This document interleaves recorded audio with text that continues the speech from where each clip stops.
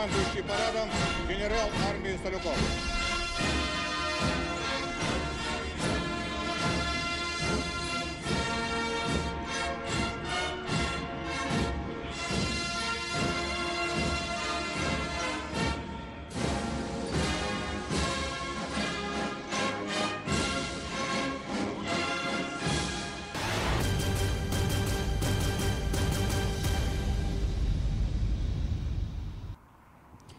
नमस्कार, मैं हूं आपके साथ जसप्रीत कौर। मैं इरपिन से महज 10 किलोमीटर की दूरी पर मौजूद हूं। रूस ने आज अपना 77वां विक्ट्री डे मनाया, जिस पर पूरी दुनिया की नजर टिकी हुई थी। विशेषज्ञ पुतिन की बॉडी लैंग्वेज को पढ़ रहे थे और जो ये परेड हुई वहां पर, ये पुतिन का पावर शो था। पुतिन ने सीधे तौर पर अमेरिका और पश्चिमी देशों को जिम्मेदार माना और पुतिन ने साफ कहा कि पश्चिमी देशों के आक्रामक रवैये की वजह से उन्होंने यूक्रेन पर हमला किया। यूक्रेन पर अपने मिलिट्री ऑपरेशन को पुतिन ने सही माना। इस परेड की एक एक डिटेल आपको इस रिपोर्ट के जरिए दिखाते हैं।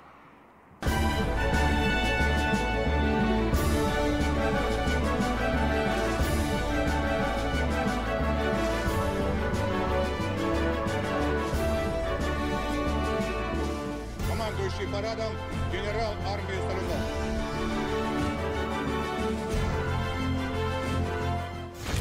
ये पुतिन का पावर शो है। रेड स्क्वायर पर ये रूस का शक्ति प्रदर्शन है।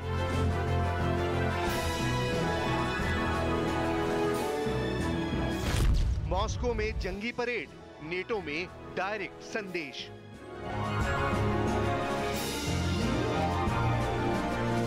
मॉस्को के रेड स्क्वायर पर रूस ने जंगी परेड की। इस परेड पर पूरी दुनिया की नजर थी। जब राष्ट्रपति व्लादिमीर पुतिन परेड में शामिल होने पहुंचे तो वो सबसे पहले पूर्व सेना के अधिकारियों से मिले। उन्होंने हाथ मिलाकर उनका जोश बढ़ाया। इसके बाद परेड की शुरुआत हुई। परेड में सबसे पहले रूसी झंडा लिए सेना के जवान दिखे, जिसके पीछे सोवियत संघ का झंडा दिखा। परेड में सोवियत संघ का झंडा लहराकर पुतिन ने अपनी मंशा दुनिया के सामने साफ कर दी। वो एक बार फिर रूस को महाशक्तिशाली देखना चाहते हैं और वो सोवियत संघ को गठित करना चाहते हैं। फिर अपने संबोधन में उन्होंने अमेरिका समेत पश्चिमी देशों पर बड़ा आरोप लगाया। Поздравляю вас с Днем Великой Победы. Защита Родины, когда решалась ее судьба, всегда были священны. С такими чувствами подлинного патриотизма поднимались за отечество ополченцы Минина и Пожарского. मॉस्को के रेड स्क्वायर पर रूसी सेना ने अत्याधुनिक हथियारों को दिखाया, जिसमें टैंक से लेकर रॉकेट लॉन्चर शामिल थे। हालांकि आखिरी वक्त पर परेड में वायुसेना के ना शामिल होने की खबर आई।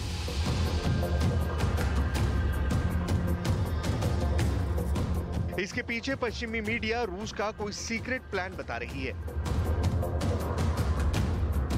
पुतिन के संबोधन से साफ है कि रूस पर युद्ध थोपा गया है। उनका इशारा एक बार फिर नेटो देश की तरफ था। जिस तरह रूस के विरोध के बावजूद पश्चिमी देश यूक्रेन को नेटो में शामिल करना चाहते थे, उससे रूस को खतरा महसूस हुआ। पुतिन ने आज साफ किया कि नेटो देशों की आक्रामकता का जवाब रूस ने दिया। Шли в атаку на Бородинском поле, бились с врагом под Москвой и Ленинградом, Киевом и Минском, Сталинградом и Курском, Севастополем и Харьковом. Так и сейчас, в эти дни, вы сражаетесь за наших людей на Донбассе. पुतिन ने यूक्रेन की जंग से पस्त हो चुकी रूसी जनता के अंदर देशभक्ति की भावना भरने की कोशिश की।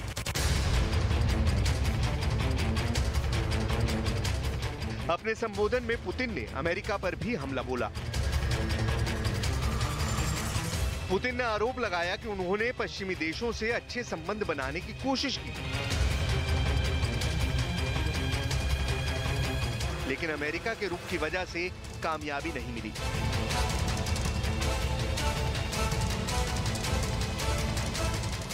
अमेरिका आज भी रूस को दुश्मन मानता है और वो रूस के पड़ोसी देशों के जरिए हमला करना चाहता है। परेड के अंत में पुतिन ने नाज़ियों के खिलाफ शहीद हुए सैनिकों को श्रद्धांजलि दी।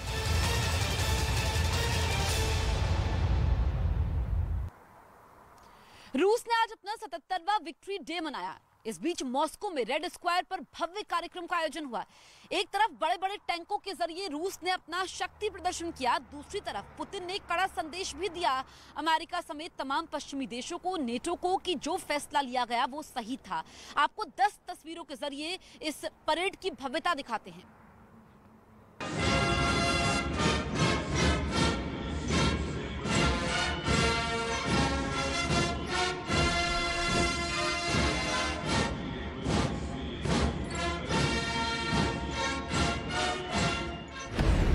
विक्ट्री डे की पहली तस्वीर, रेड स्क्वायर पर मार्च। मॉस्को में 77वें विक्ट्री डे के मौके पर रूसी सैनिक रूस का झंडा लेकर मार्च करते हुए दिखाई दिए।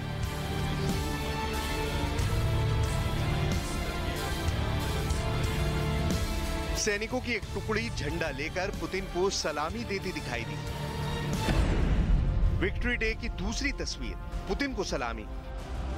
विक्ट्री डे के मौके पर रूसी सेना के अधिकारी कार से रेड स्क्वायर पहुंचे और सभी सैन्य टुकड़ियों के बीच से होते हुए पुतिन के पास पहुंचे। यहां उन्होंने पुतिन को सलामी दी और उनसे हाथ मिलाया।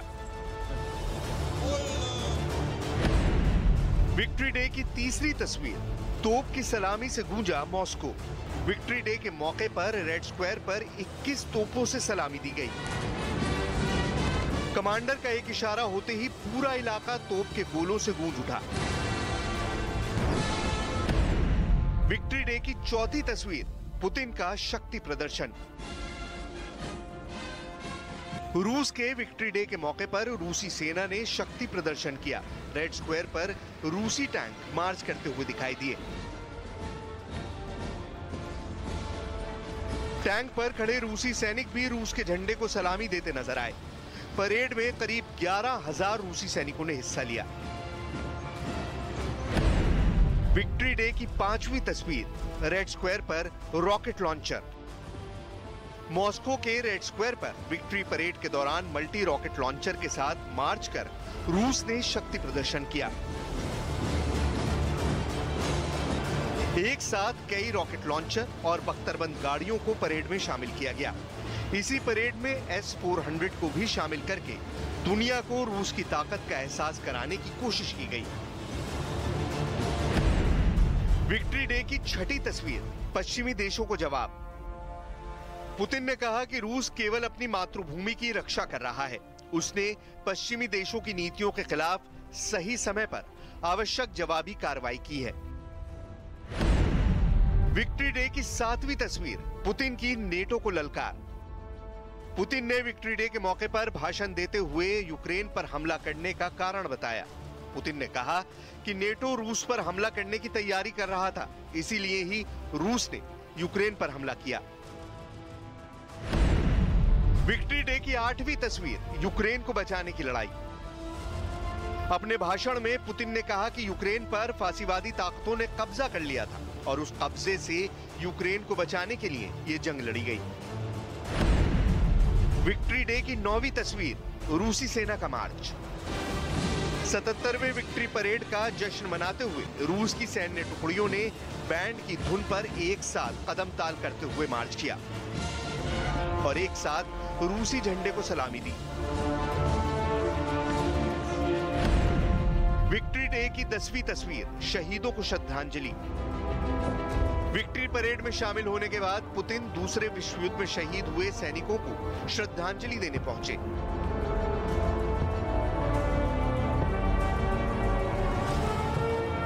शहीदों के स्मारक पर पुतिन ने सिर झुकाकर श्रद्धांजलि दी।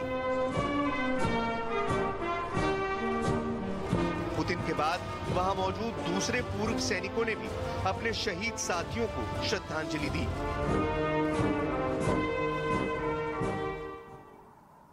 और अब मेरी सहयोगी प्रीति के पास चलते हैं जो इस युद्ध के बारे में और जानकारी देंगी। प्रीति, ओवर टू यू। यूक्रेन के बारे में आप लगातार बता रही हैं, लेकिन यूक्रेन के जो पड़ोसी देश हैं उनका इस युद्ध के दरमियान क्या हाल है, अब वो बताते हैं। रूस यूक्रेन युद्ध के बीच ट्रांसनिस्ट्रिया में धमाकों के बाद अब यूक्रेन के पड़ोसी देश मोल्दोवा पर भी रूसी हमले के बादल मंडरा रहे हैं। कयास तो ये लगाए जा रहे हैं कि अब रूस मोल्दोवा पर भी हमला कर सकता है। मोल्दोवा यूक्रेन की पश्चिमी सीमा से लगा हुआ देश है। मोल्दोवा करीब 34,000 वर्ग किलोमीटर में फैला हुआ है। मोल्दोवा की सेना भी सीमित है और उसके पास केवल 7,000 सैनिक हैं। अगर रूस इस पर कब्जा कर लेता है तो यूक्रेन के ओदेसा पर कब्जा करना बहुत आसान हो जाएगा। जैसे ही रूस ओदेसा पर कब्जा करेगा वैसे ही यूक्रेन काला सागर से कट जाएगा और साथ ही मोल्दोवा पर हमला कर रूस उसे यूरोप के करीब जाने से भी रोक सकेगा।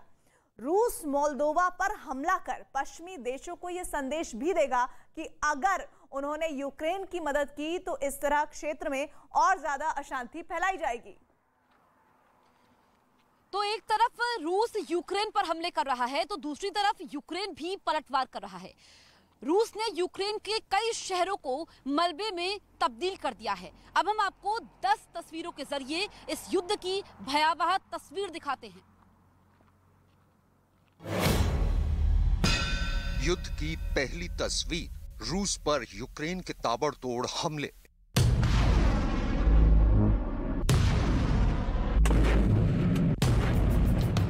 यूक्रेन ने मिकोलाइव में रूस को करारा जवाब दिया। यहां यूक्रेन की सेना ने मल्टी रॉकेट लॉन्चर सिस्टम से रूस पर ताबड़तोड़ हमले किए, जिससे पूरा इलाका गूंज उठा। यूक्रेन ने इसका वीडियो भी जारी किया, जिसमें वो मल्टी रॉकेट लॉन्चर सिस्टम से रूसी ठिकाने को निशाना बनाते दिखाई दिया। साथ ही उसने हॉवित्जर तोपों से भी रूसी ठिकानों को निशाना बनाया। युद्ध की दूसरी तस्वीर, रूसी टैंक के परखचे उड़े। यूक्रेन से युद्ध में रूस को भी भारी नुकसान हो रहा है। यूक्रेन की सेना अब तक रूस के कई सैन्य ठिकानों और हथियारों को निशाना बनाकर तबाह कर चुकी है। अब पूर्वी यूक्रेन में रूस के एक टैंक को निशाना बनाकर उसके परखचे उड़ा दिए। युद्ध की तीसरी तस्वीर, ओदेसा में मिसाइल हमला। रूस ने यूक्रेन के ओदेसा में मिसाइल हमले कर शहर को मलबे के ढेर में तब्दील कर दिया। रूस ने यहां रिहायशी इलाकों में कई मिसाइलें दागी, जिससे ये इमारतें खंडर में तब्दील हो गईं। रूस ने ओदेसा में एयरपोर्ट रनवे को भी बर्बाद कर दिया। युद्ध की चौथी तस्वीर, रूसी ठिकाने पर ताबड़तोड़ हमले। यूक्रेन ने एक और रूसी ठिकाने को निशाना बनाकर उसे तबाह कर दिया। यहां उसने पूर्वी यूक्रेन में मौजूद रूसी ठिकाने पर एक के बाद एक करीब 15 हमले किए और रूसी बख्तरबंद गाड़ियों को तबाह करने का दावा किया। युद्ध की पांचवी तस्वीर, रूस पर यूक्रेन का हमला।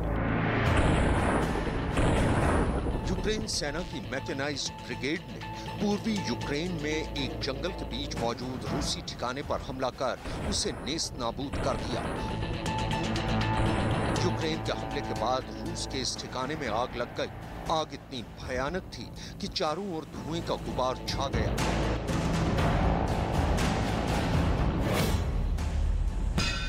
युद्ध की छठी तस्वीर, यूक्रेन को जर्मनी से मदद।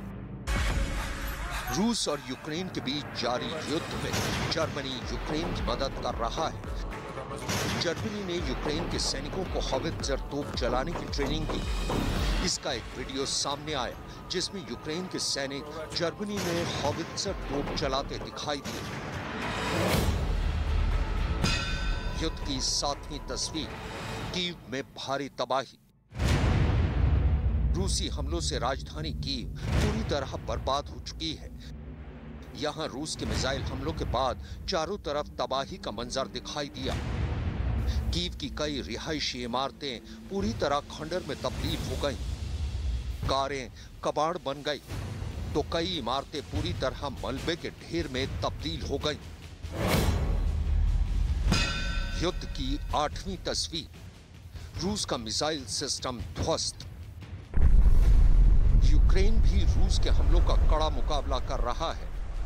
उसने रूस के एंटी टैंक मिसाइल सिस्टम को मोर्टार से हमला कर तबाह कर दिया। इसका एक वीडियो भी सामने आया जिसमें यूक्रेन के हमले के बाद रूसी मिसाइल सिस्टम के परखचे उड़ते दिखाई दिए। युद्ध की 9वीं तस्वीर, रूस पर यूक्रेन का हमला। यूक्रेन की सेना ने पूर्वी यूक्रेन में रूस की बख्तरबंद गाड़ियों को हमला कर उड़ा दिया। यूक्रेन ने यहां एक के बाद एक 10 से ज्यादा हमले किए, जिसमें रूसी सेना की बख्तरबंद गाड़ियां पूरी तरह चकनाचूर हो गईं। युद्ध की 10वीं तस्वीर, रूसी ठिकाने पर हमला। यूक्रेन ने रूस के एक ठिकाने पर हमला कर उसे पूरी तरह बर्बाद कर दिया। यूक्रेन ने काला सागर में मौजूद स्नेक आइलैंड में रूस के ठिकाने पर ताबड़तोड़ मिसाइल हमले कर उसे बर्बाद कर दिया।